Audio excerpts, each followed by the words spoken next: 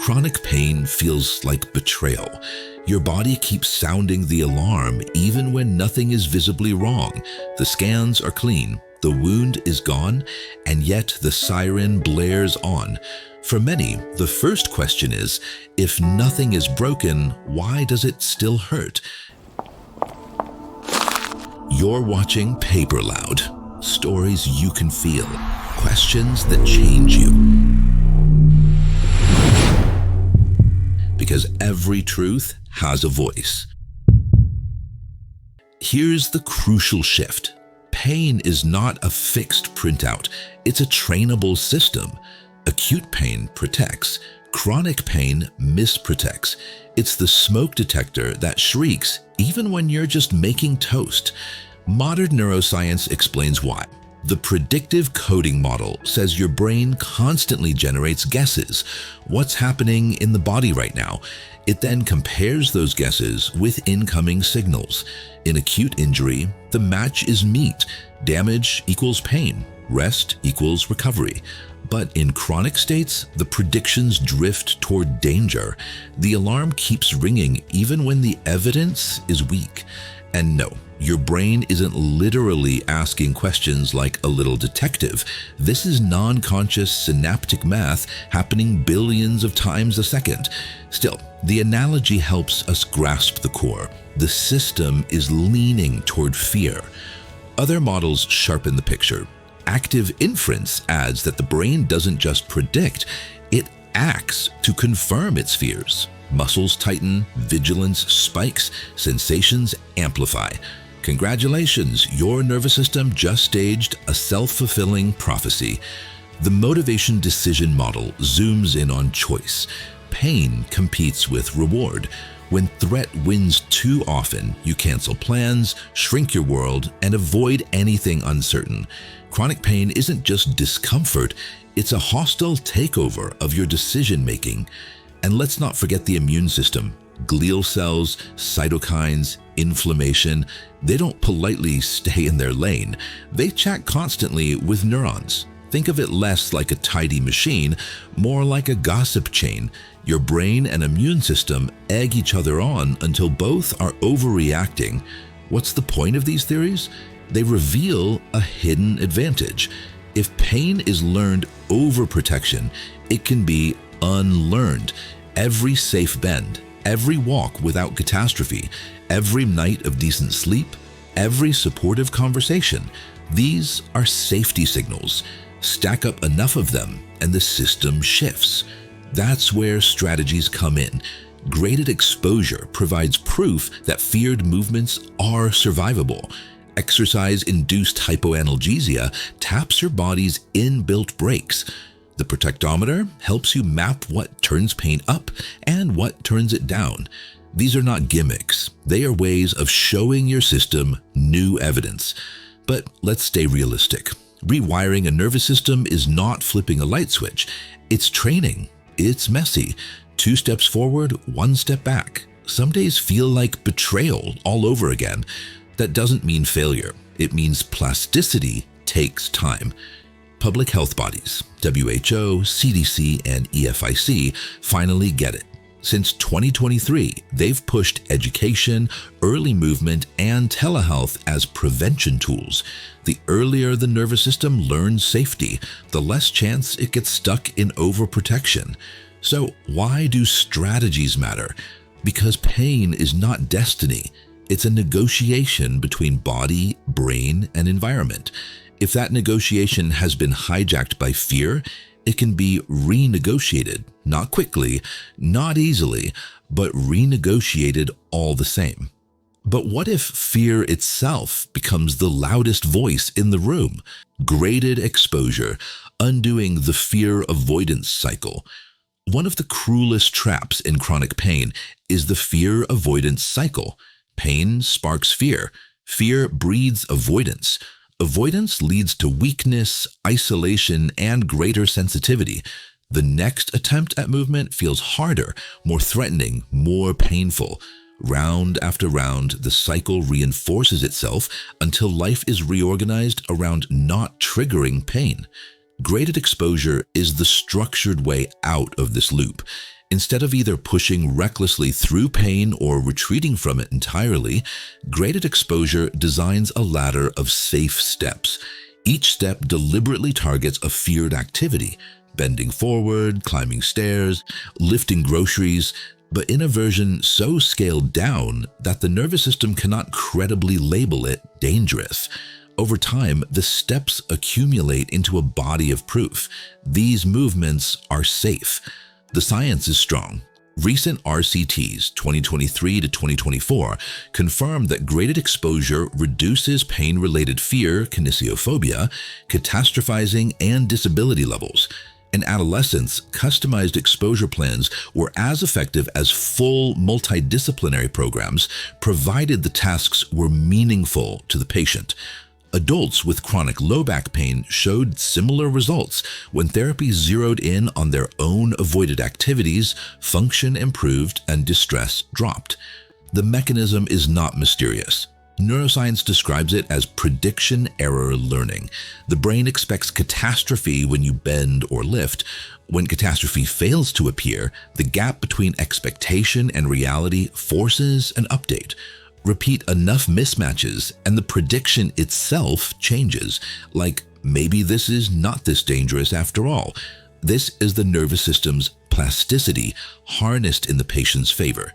A practical example. Imagine someone who has avoided tying their shoes for years, convinced that bending forward would damage their spine. A therapist might start with a simple forward lean while seated, supported by hands on thighs. The patient rehearses this until it feels routine. Next rung, reaching closer to the ankles. Next, placing one shoe on a stool and leaning just enough to touch the laces. Each success sends the same message: safe, safe, safe. Eventually, the person ties both shoes standing, not because the spine is fixed, but because the alarm no longer screams at the movement. Rules that make exposure effective. Individualization. The latter must fit the person's actual fears, not generic exercises. Small steps. Leaps invite flare-ups. 5 to 10% progressions sustain confidence. Consistency. Daily or near daily rehearsal matters more than intensity. Context variation. Once a movement feels safe in one setting, try it in another. Different room, time, surface, to broaden safety signals. Logging. Write down predicted fear versus actual outcome. The visible mismatch reinforces learning. Setbacks will happen. A flare during exposure does not mean damage. It means the rung was too high or the nervous system was primed by poor sleep, stress, or other DIMS, danger in me factors. The fix is to adjust, shorten the hold, reduce load, or add a support. Progress resumes once safety is reestablished.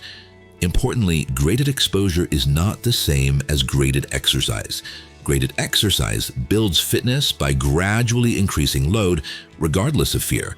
Graded exposure, by contrast, specifically targets feared activities, even if the load is minimal. The goal is not endurance or muscle strength, but dismantling the link between movement and threat. This distinction matters because many patients are told just exercise. Without addressing fear, generic exercise can backfire, confirming to the brain that movement is unsafe. Exposure, by contrast, uses movement as evidence of safety. That is why its effects extend beyond strength to confidence, autonomy, and quality of life.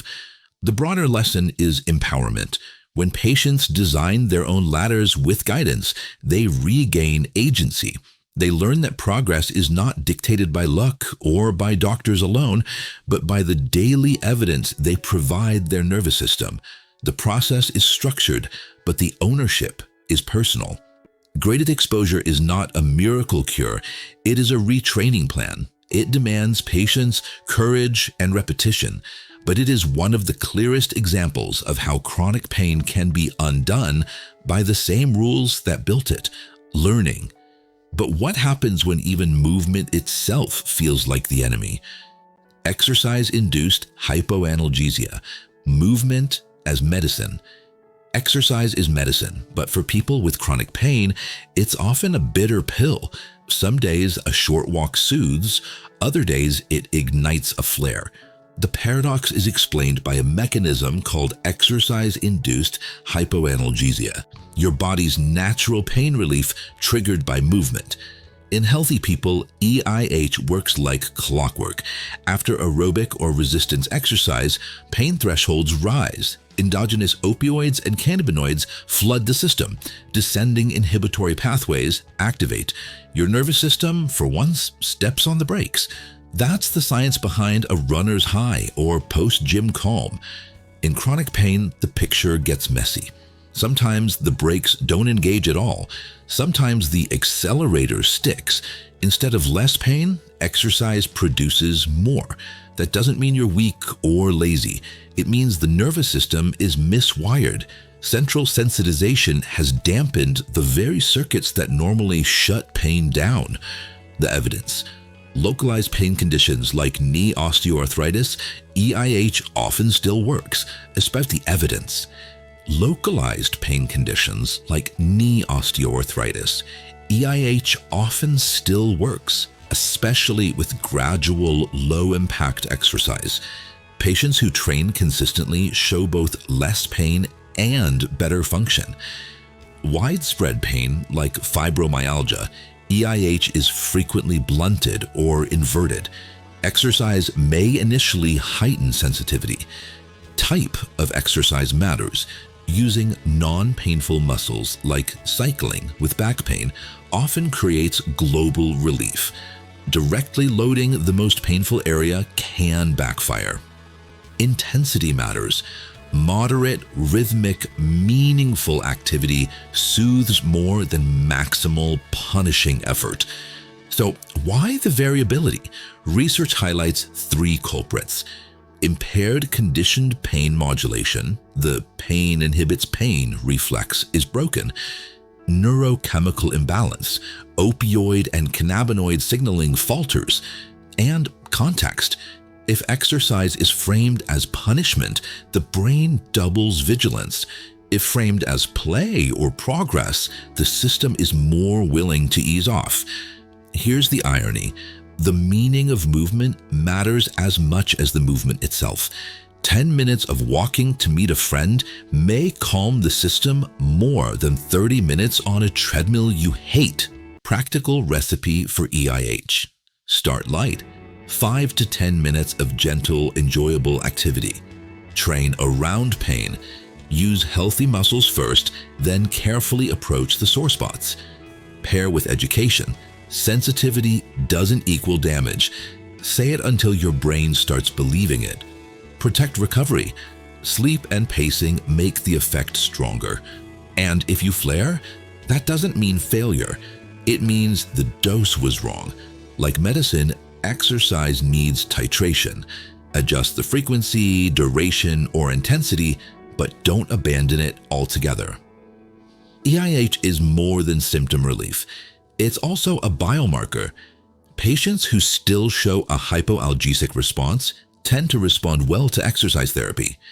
Those who don't may need extra strategies, graded exposure, cognitive reframing, sometimes medication before the brakes start working again. Public health sees the same logic. Since 2023, WHO and EFIC emphasize community movement programs as frontline prevention. The earlier people experience safe activity, the less chance acute pain becomes chronic. Bottom line, movement is medicine, but dosage matters. Too little and the system never learns safety. Too much and it confirms threat. The art is finding the middle zone where movement teaches your brain, this is safe, this is good, you can trust me again. But what if the biggest amplifier isn't your body at all, but your own thoughts? The psychology of pain, beliefs, fears, and the brain. If pain were only about nerves and tissues, recovery would be simple. But pain has a sneaky ally, the mind. Thoughts, beliefs, and fears don't just sit quietly in the background, they amplify. distort, and sometimes even create the very experience of pain. Ignoring them is like fixing the smoke detector's battery, but leaving the toaster on fire. Let's break down the key psychological levers.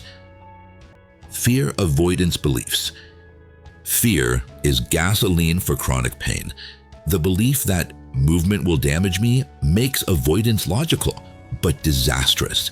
Muscles weaken, confidence shrinks, sensitivity spikes. Studies confirm fear predicts disability more strongly than the original injury. The antidote?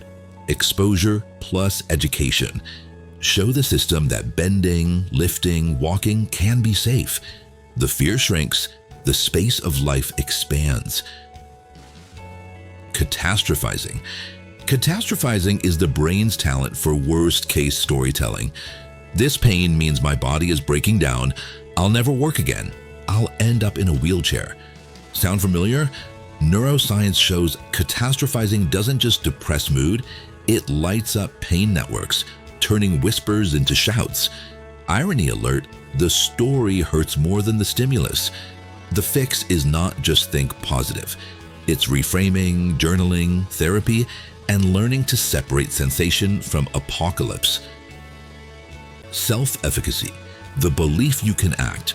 If fear is gasoline, self-efficacy is the fire extinguisher. Believing I can influence this reduces pain intensity and disability across conditions. Patients who practice pacing, exposure, or protectometer strategies gain more than pain relief. They regain a sense of control. No magic, just biology. Confidence itself rewires the system. Resilience versus learned helplessness. Chronic pain tempts you towards helplessness. Nothing works, nothing will change. This isn't weakness, it's the nervous system learning despair. But resilience can be trained. Small wins, tying your shoes, walking 5 minutes, surviving a flare, build a new identity. I can handle this. Psychologists call it mastery experiences. Pain science calls it plasticity in action. Social buffering. Pain is contagious, but so is safety. Supportive relationships dampen sensitivity, while loneliness and toxic interactions amplify it. Science links social isolation with higher cortisol and greater pain. In other words, a bad boss can hurt your back more than a heavy box. Surrounding yourself with SIMs, safety in me factors, laughter, friendship, compassion, isn't soft, it's strategy. So why dwell on psychology? Because beliefs and fears aren't side issues. They are amplifiers, sometimes louder than nerves. Addressing them isn't about blaming the patient. It's about giving them levers that actually work. Pain is biopsychosocial. Biological, psychological, and social factors are inseparable. Miss one, and the others will drag you back. And here's the twist. These levers cut both ways. Fear and catastrophizing amplify. Self-efficacy and resilience soothe. Social buffering protects. The nervous system listens to all of it, weighing signals like an anxious judge. Your job isn't to silence every thought. It's to stack the scales with safety, trust, and small wins until the verdict shifts. But how do you take all the science, brain, body, psychology, and actually use it in your daily life? Everyday tools, protectometer, pacing, and prevention. Pain science is powerful in theory, but daily life is where the real exam happens. Pain doesn't strike in the lab, it strikes when you're cooking, working, or lying awake at 3 a.m.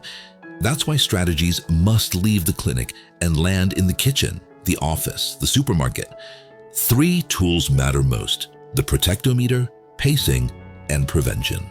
The protectometer, DIMs and CIMs in real life. The protectometer isn't a gadget, it's a map of your daily danger and safety signals. You list DIMs, danger in me, and CIMs, safety in me. DIMs, poor sleep, toxic boss, my spine is crumbling, doom scrolling at midnight. CIMs, laughter, morning light, supportive friends, music, 10 minutes of calm. 2024 studies show patients love this exercise. One trial, nearly 100 people listed over 1,200 DIMs and CIMs. The act of writing itself raised awareness. Wait, every fight at work spikes my pain, and every walk lowers it. No, it's not a miracle cure, but it's agency. The nervous system is not random. It's weighing inputs. The protectometer helps you stack the deck. Caution: for anxious or perfectionistic patients, logging every micro DIM can become a new DIM. The point isn't to obsess, it's to notice patterns. Done lightly, it empowers. Done obsessively, it imprisons. Escaping the boom and bust trap. Many with chronic pain live in cycles of boom and bust. On a good day, they overdo it, cleaning, shopping, working overtime, then crash for days. The nervous system learns chaos, not capacity. Pacing flips the script. You stop based on time or task, not on agony. 10 minutes of housework, then rest. 2 small grocery runs instead of 1 back-breaking haul. The rule is stop while still capable. It feels wrong at first, lazy even, but it builds consistency. Over time, the roller coaster flattens. Fewer crashes, fewer flares, more predictability. The bigger picture. Pain is not just biology, it's also sociology. The WHO and EFIC now treat chronic pain as a public health crisis. Why? Because job insecurity, debt, and isolation are not just stress. They elevate cortisol, inflame tissues, and sensitize nerves. Translation: a nasty email from your boss can hurt more than lifting a box. This is why prevention programs now push education, teaching kids and adults early that pain does not equal harm. Movement, community walks, Tai Chi groups, telehealth exercise. Policy, graded return to work, financial safety nets, social support. Concrete example: a worker afraid of losing their job after back surgery will heal slower than one with job security. Same body, different social context, different pain outcome. Biology bends under sociology. Language, sleep, and flare plans. Don't underestimate the small stuff. Language matters. Degeneration terrifies. Sensitivity reassures. Sleep isn't luxury, it's treatment. Consistent wake times, light exposure, caffeine cutoffs, each is a CIM for your nervous system. And flares? Plan for them. Write a script. This is a flare, not a failure.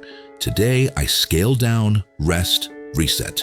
With a plan, a flare becomes a bump, not a cliff. These tools all say the same thing: pain is programmable. Daily choices matter.